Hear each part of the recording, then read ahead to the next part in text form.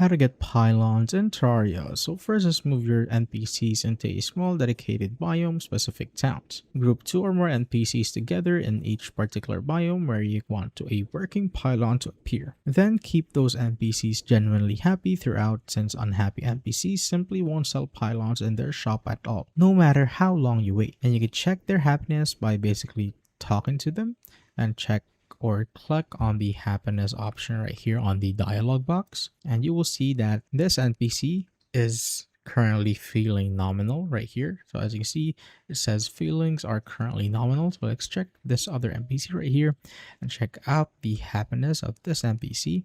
And it says that it likes the hollow. And for the other one, let's check the happiness. It says too many other life forms. I am experiencing negative emotional neural patterns.